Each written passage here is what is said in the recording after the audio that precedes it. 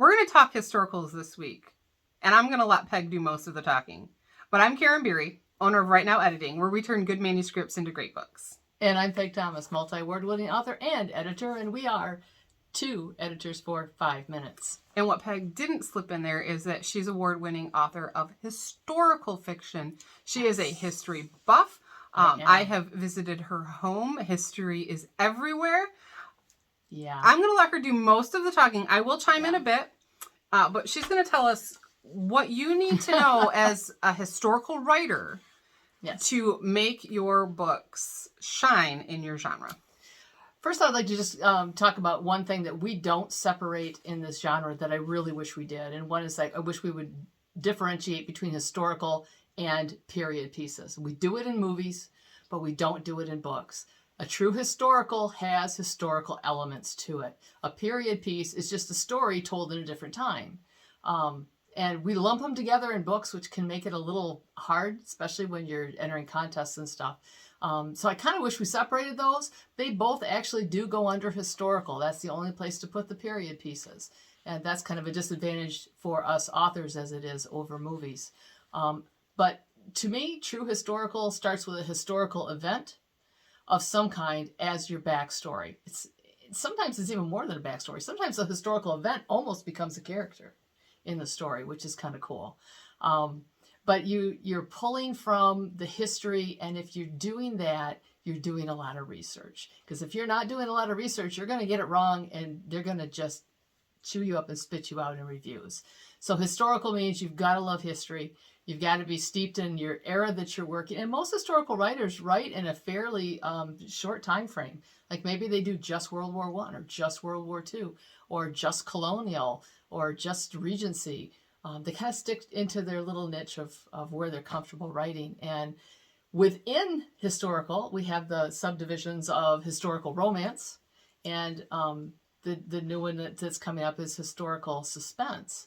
And I've even seen some historical mysteries come out. Which actually, because I was not completely aware of the historical to period difference, most of those technically would be considered period suspense because it's not a specific historical event. It just happens to be a suspense that's set in 17th century England. So there's not a specific historical element. It's just a fun new time and setting for your suspense or your mystery. Those are some things that I enjoy. I'm starting even I'm learning that I'm not as much a fan of historicals as I am period. She writes some great war stories. I don't like war stories. War stories are great. I like her period romances. They're awesome. Sorry. That's all right. I'm girling. It's it's a matter of, what is it they say? The teacher teaches you about history and the historical author makes you live it and feel it. So that's the goal in historical. You want to bring people back to a time period. So you want to use some language that reflects the time period. You want to use settings that reflect it, the way people dress, the way people listen to music, what they would read, what their modes of transportation would have been. So to be writing in these genres, you really got to set yourself down in a time period that you want to write in and study it. Watch movies that were set during that time period. If it's relatively recent in history, watch movies that were produced in that time period. I tend to write a lot of colonial, not a lot of movies made back then. Not a lot of pictures to go by, paintings we can look at, and just get as deep into that as you can to bring it to life for the readers.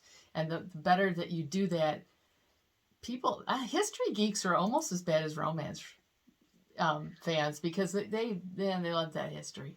And for you as authors, when you're looking for an editor, find an editor who likes and who edits historicals or those period pieces. Because there is a lot of research that they need to do as well. When they see that your main character's name is Katie, but she's spelling it Catey, that's something that should be flagged because that's a very contemporary spelling. You need to make sure that your editor is aware of that. So just because you've written a romance doesn't mean, or a historical romance doesn't mean a romance editor is going to be your best hire. Make sure that you find someone, and you can find someone even in your time period. If you want a colonial American editor, she's your girl. Vietnam War, not so much. maybe not. Not so much. Not So so just much. Yeah. for your side of things too, make sure that your editor is familiar with your time period. Make sure they're a history buff, because you guys got to know your stuff. You do. And we got to go. We're out of time. Bye. Bye.